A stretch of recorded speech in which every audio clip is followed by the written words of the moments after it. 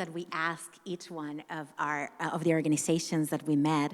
And so today, I have the pleasure of being joined by two of our guests. I'm going to start with you all. Dr. Bernie Lim. Dr. Bernie Lim describes herself as a creator, a healer, and a warrior. She is the daughter of Filipinx and Toisan immigrants and is the first in her family to become a physician. She founded Freedom Community Clinic at the age of 24, just letting y'all know, because that is impressive, through the Oakland Youth Impact Hub. She also serves as faculty at San Francisco State's Institute for Holistic Health Studies and recently graduated from UCF School of Medicine and earned her master's at UC Berkeley School of Public Health. I am also, so welcome, Bernie. Yes, let's give you a talk. I am also joined today by Yu-Shuan Tarango-Sho. Yu-Shuan is a 1.5 generation Taiwanese American of Hakka and Fujianese descent, residing on the unceded territory of Ovalle land in Fruitvale, Oakland, California. She is the founding director of Sacred Roots, an interfaith Black, Indigenous, women-led organization. And she is a spiritual curator, a connector, and facilitator that has done this with over 20 years of experience, cultivating healing-based and spirit-based liberatory pedagogy and practice. So welcome, Yu-Shuan. So glad to have you here. And, sort of what I noticed as I looked at these videos is that reclamation of access of our own medicines for the people that each of you represents. And so I am curious to ask you a little bit about what that has looked like. I want to know, what are the resources that you both are reclaiming for your communities? And what inspired you to do so? What are the stories that motivated you to take you there? Okay, well, I just want to first say thank you for having me. And I also want to just give gratitude to my ancestors. 我叫苏玉璇，我是客家跟福建人， so I want to call in our benevolent ancestors into this space and give gratitude for this opportunity to learn together and heal together. So your question, I think what the resources I want to reclaim for our community, the BIPOC community that I work with in the Bay Area and beyond, is this remembering and retelling of truthful history. So much of my experience and the experiences of other BIPOC folks is that we have just been indoctrinated by a history that has criminalized so many of us and has cut us off from our own lifelines and our connection to our ancestors and our medicine. And so I think one of the most immense resources for BIPOC communities is the practice, the medicine of remembering and retelling truthful history, what actually went down and the impact. And then not only what has other people done to us, the system has done to us, but what have our people, our ancestors done in response, right? And how have we survived and how have we thrived? So I think that's one really critical resource that really is lifeline, I think, for so many of us. And then the other is this reconnection and recovering of this connection of the medicine. I remember, when I came, I'll make it super short. When I came, when I was 9, one of the first things we did was that we converted to Christianity because that was the appropriate thing to do to become an American. And when I went into church, one of the first things, and it was an immigrant church, one of the first things they told us was that you couldn't pray to your ancestors. You couldn't even hold incense because that was idolatry. And so it's examples after examples of ways that there's this intentionality in cutting off, right, of our connection to our people and our medicine. And I feel like that recovering is such an immense resource. Yeah, thank you for saying that. the remembrance work is so necessary, and for me, would love to just tie in the story with the resources because this is all remembrance work. Again, I'm 29 years old, the first in my family to become a physician, and all the doctors out there, Dr. Uzo, Dr. Tiffany. I come from a family where we didn't trust the doctor, and my mom and my dad, they're here. And my mom, hey mom, coming from a Filipino family, she would always tell me, we're not going to the doctor. You have Vicks Vapor Rub, you have Sprite, and you have a Rose Caldo. Those are your doctors. We're not going to get any appointment. And, I would have to say, those are actually very healing, and they've been able to cure a lot of things that I didn't think that they would cure. However, a lot of my family, including my mother, had very, very serious medical issues to the point where we did have to go to the doctor, and they did have encounters that were very traumatizing to the point where they had to undergo procedures of which they didn't know to the full extent of the consequences of those procedures, and also it resulted in death for so many of my family members, and that's very traumatizing. And I realized that the story of my family is not just our story, but the story of so many Black, brown, and immigrant people, of which the medical system has not been accountable to the history of violence and exploitation. And so for me, witnessing this trauma was very, it just was so impactful on my journey, and I witnessed my family and my loved ones remember their bodies through so many of their ancestral healing practices, whether it was spiritual healing practices or indigenous energy cleansing or acupuncture or massage therapy. These practices helped my people come back to their body in ways that the medical system could never. And so for me, I'm always going against the grain. So I go into medical school really wanting to learn about what is the language, what is the reasoning as to why this health system is not actually healing to our people. And I realized that actually within the Western medical frameworks, we're taught to treat disease. We're taught about different pathophysiology and different pharmaceuticals and invasive Western medical treatments, but we're not taught how to uplift health. And for me, this was very difficult, and I didn't feel like a healer, as I was talking about in the video.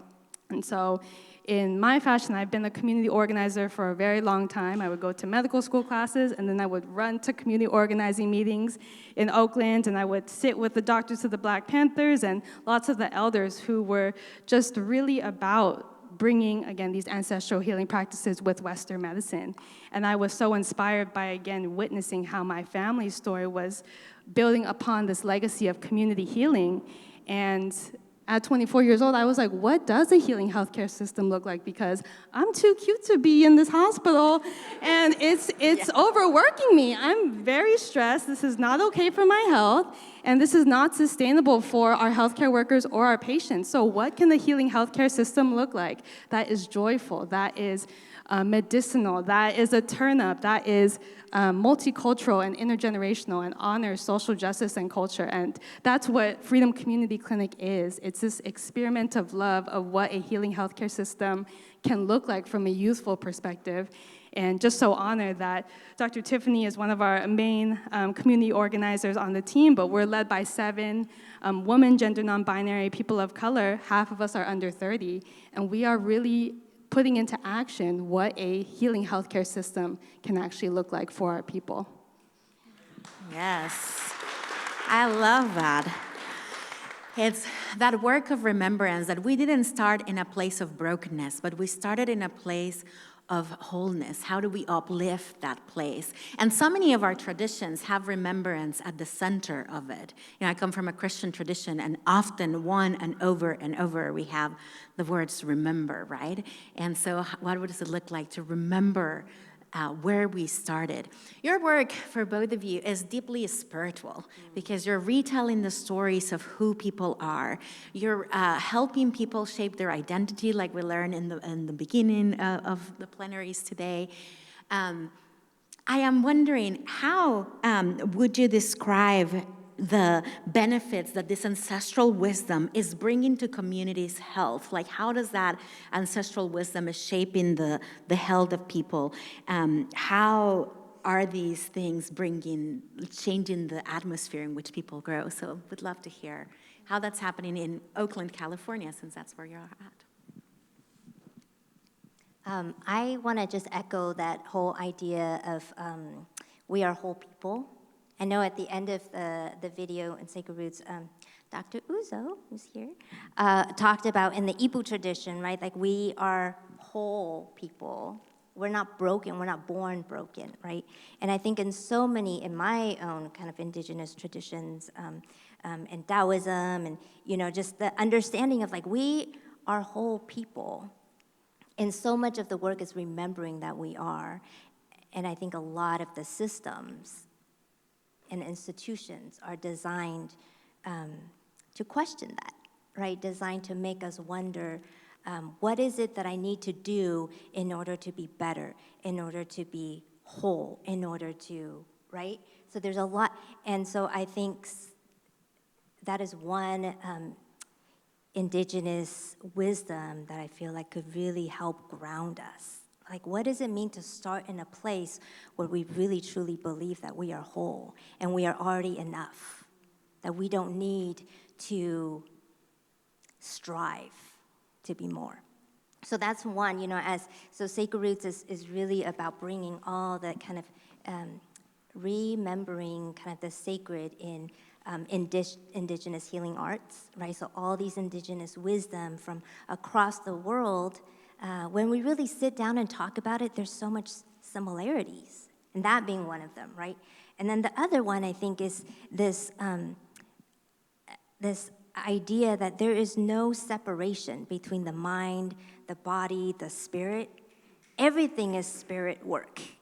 Everything is mental and, right, is physical, is body. So when we talk about, when we're praying with our bodies. We're dancing, we're moving, we are meditating, right?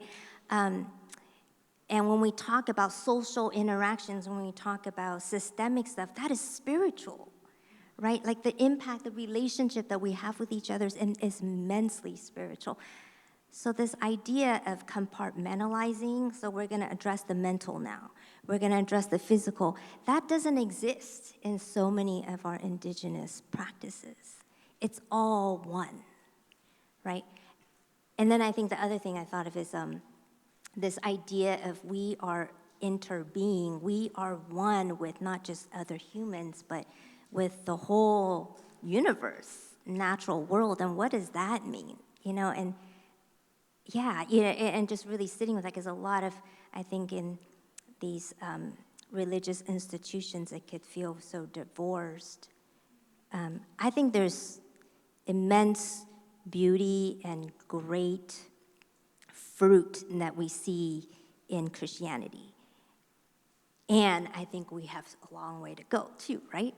And so, when I think about in a religious institution like Christianity, we talk about the separation between creation and us. Like we are stewards, we are, and what does that separation do to us? And is there a way for us to pivot and a way for us to, how does it shift our way of relating when we actually recognize that we are one with what we're stewarding? I'm just going to end with that.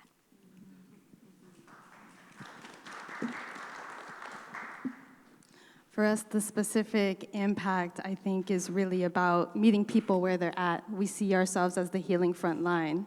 And I'm going to always remember Dr. Tiffany's car and Sabrina's car. How did we start? We started out of the trunk. We started actually bringing healing to the people on the streets and in parks, and we would set up our healing clinics with the people. And we would pull up our massage tables, our acupuncture needles, our blood pressure machines, and we would pull up to freeway underpasses, youth centers, streets, and we would actually bring so much of this healing directly to the people in places where they felt safe. So again, it's a very grassroots, scrappy origin where we did this out of a deep love of knowing that we can't ask our people to go to a sanitized hospital building or a wellness spa where they don't see themselves reflected and they don't feel safe. We have to go to where they are and build that trust and build that relationship.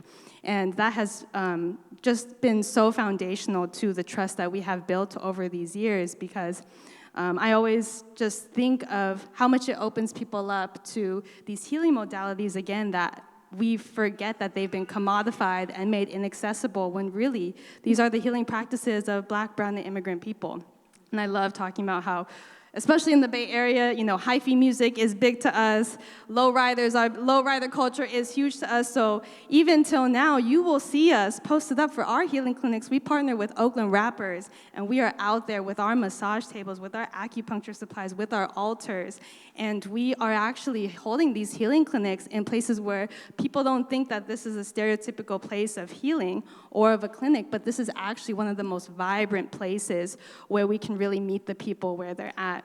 And it's just so beautiful. I remember when Tiff was out at a family festival in Deep East Oakland, and people have never tried acupuncture before, and because of Tiff's just amazing demeanor and trust building, she was able to get one person to try out acupuncture needles in their ear, and they're like, what are you doing? And then eventually that person corrals their whole family, and you got basketballs flying and people barbecuing right next door, and people are singing Too Short, Blow the Whistle, What's My Favorite Word, with different, like acupuncture needles in their ear, and just feeling safe, feeling held. And I remember so many people would say, wow, this is, the first time I've actually felt so at peace. And I've never seen someone like Dr. Tiffany actually offer acupuncture to me, and that's really the reflection constantly at Freedom Community Clinic, is meeting people where they're at.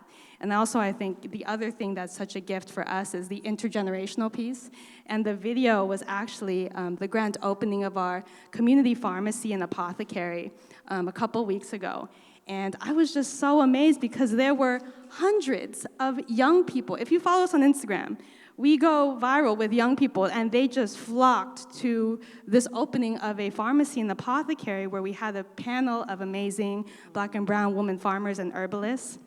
And they were discussing what are the seasonal tea blends and what are the different herbs. So we carry different medicines of the Ayurvedic, traditional Chinese medicine, Western herbalism, traditions. And so many young people, as we talked about, how do we engage young people? Young people are so hungry for that connection, and we see it. So in all of our offerings, we see this intergenerational piece. And just to be specific about what are the resources now, 5 years later, now we have 2 brick-and-mortar locations, which we call community healing sanctuaries, one of which operates as a pharmacy and community apothecary. Those are open daily, and they have free healing offerings, free seasonal tea blends, free medicines for the community.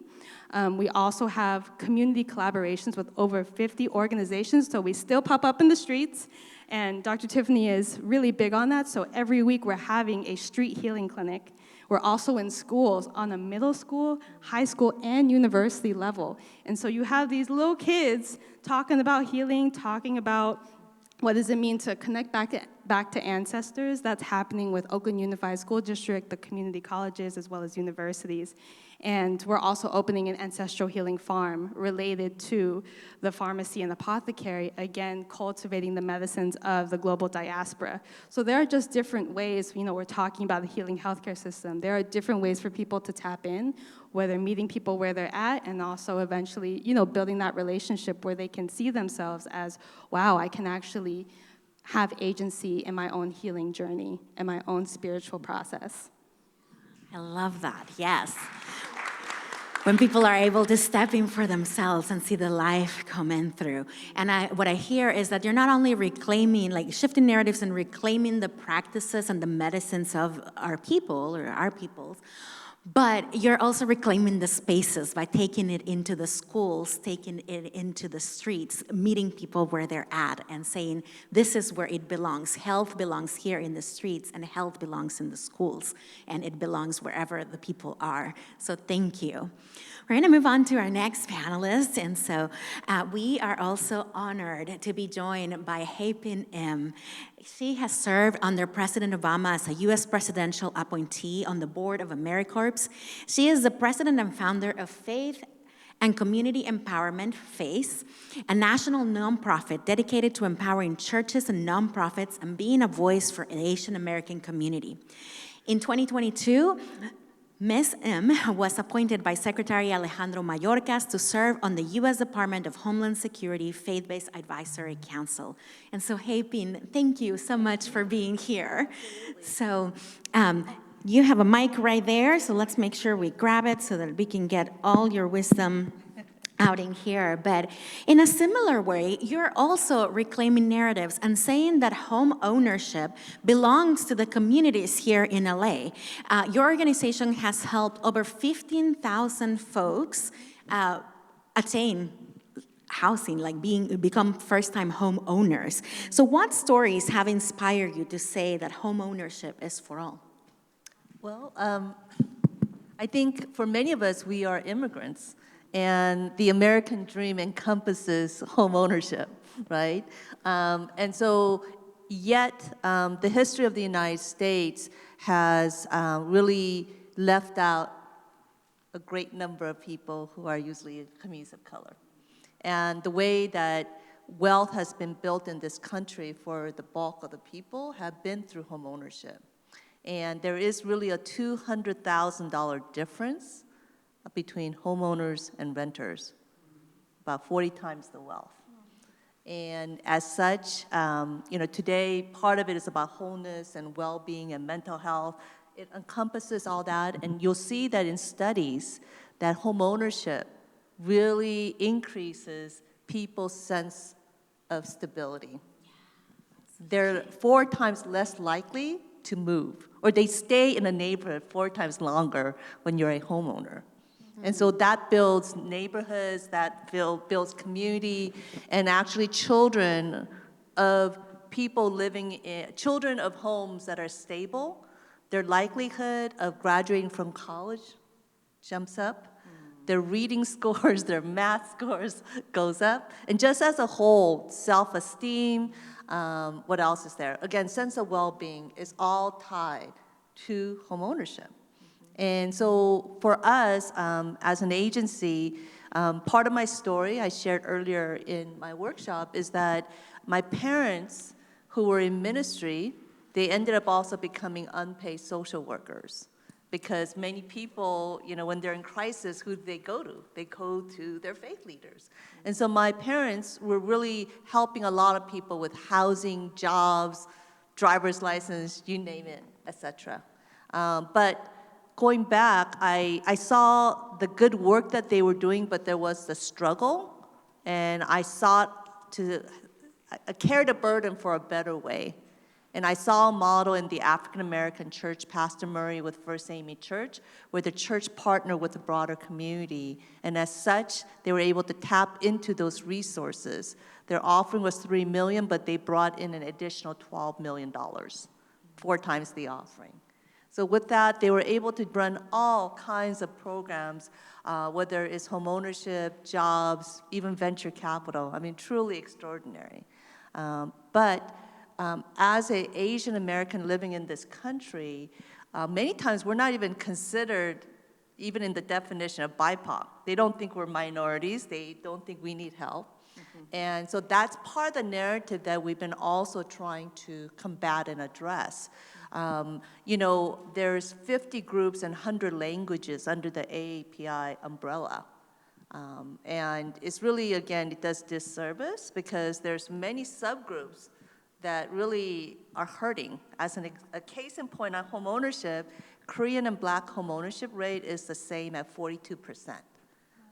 But there are 7 other API subgroups below the Black and Korean home ownership rate, and 12 API subgroups below the Hispanic home ownership rate of 48%. And so again, for us, we did start off in helping Korean Americans also be beneficiary of some amazing programs. Right now is such a good time to go get help to become a homeowner. Why? Post George Floyd, there's been this heightened awareness about equity. And there are certain programs called special purpose credit programs that focus on race. And as such, here, if you live in LA County, we can potentially help you with over $300,000 of down payment assistance. One of our recent homeowners, we had helped her. 4 months later, she came to our home ownership fair, and her home value, now this doesn't happen to everyone every day, but her home value went up by $100,000. But really, what was more beautiful than that was the fact that her son, who was entering college, was so happy to be in that home. He proudly brings his friends, and they hang out at the home, right? And she is a single mom. So again, there's just so many of these heartwarming stories of how homeownership facilitates stability, wholeness, wellness. And even one other recent homeowner, basically, she said that she had champagne taste, but beer budget. Okay? But I got that. and basically because of the down payment assistance program, she had been trying to buy a home on her own, but again, that gap between champagne taste and beer budget, she couldn't do it. But because of our assistance and the down payment assistance, she was able to become a homeowner, but also help her mom be able to live with them. And her mom had a sense of fear of being alone, and the fact that the new home allows her brother and herself to live with her mom together, that they're able to take turns being with their mom as well. So again, homeownership feeds into so many other spaces. You know, if you have homeownership and you have built-in wealth, because literally your home value continues to go up in most situations, and if it drops, just wait a little longer, it will go back up, right? And as such, with homeownership and wealth, it allows you to have that reserve to wait for the right job. It also allows you to reserve to be able to pursue educational dreams and pursuits, not just for yourself, but for your children, right? That reserve allows you to kind of hang in there when you have health crisis or divorce or so many other things. And so home ownership is very much linked to your well-being and wholeness. And so that's part of the reason that we decided to jump into this space and help combat the narrative, first, that Asian Americans are privileged. That I want to say, you know what? The racist system doesn't discriminate who they discriminate against. And APIs, if you look at history, we have been erased and been demonized because of that erasure. And you know, for me as a Korean American, with the whole LA riots, it pitted Koreans against the Black community, and it's kind of carried forth. I'm grateful that so many of my true allies have also come from multi-ethnic communities, particularly from the Black community. And so we've been able to build true solidarity and allyship, because at the end of the day, each one of us standing alone, we really can't get too far, especially in this country, right? And especially during the current times right now. We need to stand together. And the more that we could see each other in our wholeness, in our fullness, but also our pain, that we have shared pain because of this system, I think we have a better chance, a stronger chance of getting to that place of wholeness. Yes, working together. Thank you.